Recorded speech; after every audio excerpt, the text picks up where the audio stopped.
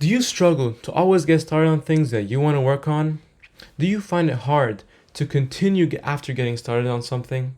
Well, today I'll be telling you about the power of momentum and how you can leverage it to propel you towards a life that you want to live. It's a concept borrowed from physics, but in a more metaphorical sense, it represents the cumulative force generated by continuous action towards our goals. Just as a moving train gains speed and becomes harder to stop, our actions, when consistently directed towards a purpose, creates a momentum that propels us forward. We humans naturally follow momentum in every aspect of our lives. Even with people, for example, we are often subconsciously drawn to people who seem to ride an extraordinary wave of momentum that effortlessly propels them forward.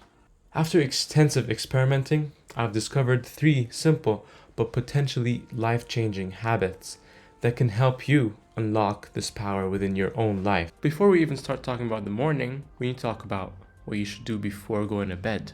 I noticed on the days where I wake up not knowing what I'm gonna do, I end up defaulting to working on things that I don't really care about, that don't really matter to me. In that case, momentum is pushing you towards the easiest or the simplest task your brain finds in the morning. And also, you'll be lucky if you don't get distracted or you waste your time on something you never intended or would intend to do. This is why it is essential to plan ahead the day before, or the first thing in the morning if that works for you. Bonus points for being specific on what you intend to do. The key here is the intention, not just writing it down for the sake of it. You have to believe you're actually going to work on this thing, and this is where honesty comes into play. You need to be honest with yourself about what you intend to do, especially with time blocking. The point of this is not to try to set up a perfect day. The goal is to give yourself a mental and physical note about what you intend to do on that day, which will, as a result, make it significantly easier for you to actually do that thing, because now when you wake up, your brain will not try to find something to do, which will eventually cause decision fatigue, but that's a whole nother video. Instead, you already have a defined path you carved out for yourself the previous day, or the first thing in the morning, as I mentioned. Okay, let's take a break. Now, the second thing I recommend you guys to do is starting off your day with any sort of exercise.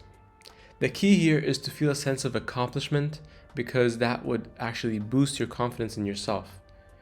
Now, and that would give you kind of like a head start for your day. I'm not asking you to have a whole workout, but feel free to do so. I just do push-ups until I can't anymore. Sometimes I also run outside, but yeah, you do whatever works for you. The point is to feel that sense of accomplishment. But also keep in mind, for the purpose of momentum, it's not about how much you work out, for how long and how crazy you go. It's just about reaching a point where you've exhausted your body, because that will make you feel like you're on top of the world just for a split second. My favorite part is when I first stand up after my push-ups, with my face being extremely red. I feel temporarily exhausted, but extremely powerful. And that's actually one of the benefits of working out in general, which is a topic for another video. So now, after you're done with working out, and you start working on the thing you intended to do in the morning, you'll be going to it with a sense of accomplishment carrying you forward. And thanks to momentum, it will push you towards continuing that sense of accomplishment by completing the task that you intended to work on. My next tip is start everything in action. Now, this one is a habit where you could use it all the time and in several situations, especially in social situations, which is where I found this to be beneficial. But it also could be applied to the work you're doing and a lot of other things. So yeah, when I meet up with friends, family, whatever, colleagues, strangers, and basically anyone, I think the hardest part is starting these conversations with them. At least that's how it is for me.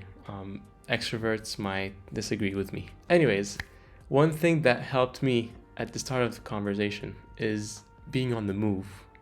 When you're sitting and doing nothing, it's hard for you and for them to start a conversation. But when you're in an action state and you're doing something, it will be easier for you to think of something to talk about. That's just how our brains work.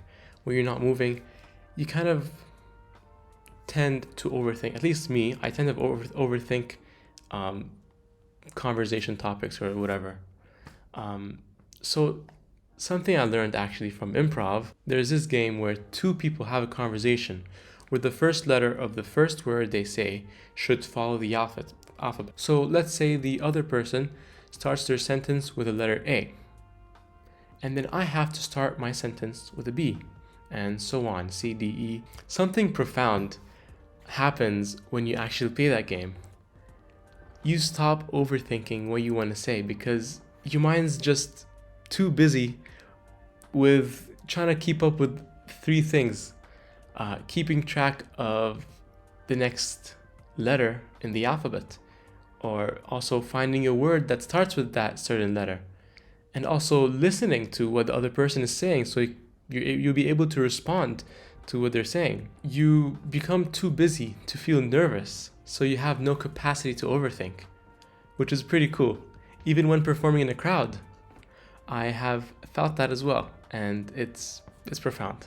Now, before I share the 8 other ways, I'd like to give one piece of advice, which is that we all live unique lives. So I recommend you to always be on the lookout for ways you can momentumize your day, not just with my own ways. I believe there are several other ways which I haven't found, and that's why you should see how your life specifically can be momentumized. You can always ask yourself, maybe like while journaling or before you sleep, whatever you want, how can I set up my day in a way that would leverage the power of momentum to my advantage?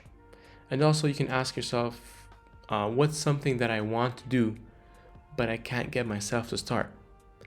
You can find that thing first and then see what's stopping you from getting yourself to start. You'll be surprised with how much smoothly your day could flow with momentum being on your side. It can help you build new habits. And speaking of habits, there's a lot to say about the intersection of habits and momentum, but basically they both make starting hard things easy, much easier than they are. Habits themselves is a way you can smoothen out your day thanks to momentum built from the past years. You've been doing whatever activity like brushing your teeth. Now it's like second nature. You don't even have to think about it. And that's the power of habits and momentum. You make certain actions feel second nature. And ultimately, the final goal is to make hard things, make things that actually matter in your life simple to do when usually they're hard. Okay, now let's move to the 8 other pieces of advice that I would like to share. They're just pretty quick and pretty useful. So this actually is one I got from a book called 4,000 Tweaks, which is a pretty good book if you have a sort of toxic relationship with productivity. It has a very positive and good, beautiful point of view on productivity. One quote that I got from there is, focus on what you've already completed, not just what you've got to complete. And that's something you can do every day, midday or in the morning. Just remind yourself of what you've accomplished and move on with the rest of the day with that in the back of your mind, which can push you because it's the back of your mind. Establish clear goals. Set precise objectives to give your actions a sense of purpose and direction, initiating momentum. Next one is avoid 0 days. A 0 day is when you don't do anything towards your goal. Try to avoid these days by doing at least one thing every day that moves you forward. Even if it's just a few minutes, consistency is critical to build and maintain momentum. Surround yourself with motivators. Engage with people, content, and environments that motivate you. Having positive influences can reinforce your drive to keep moving forward. The next one is stay organized.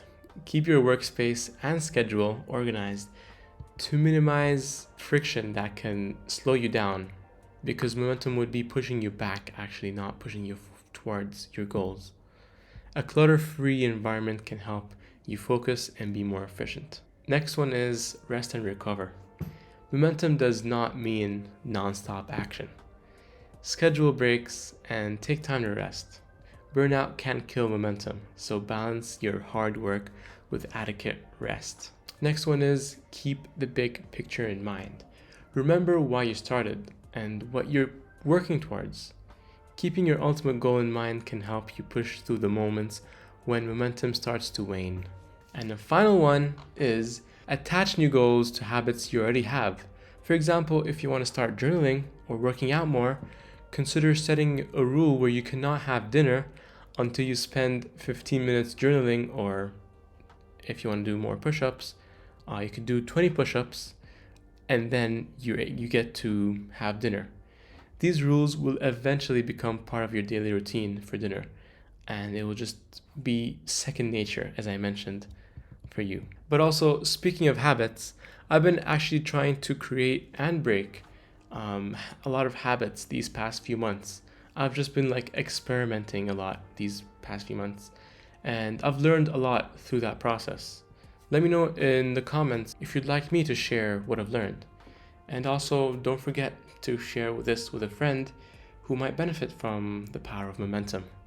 With that being said, have a wonderful rest of your day. Goodbye.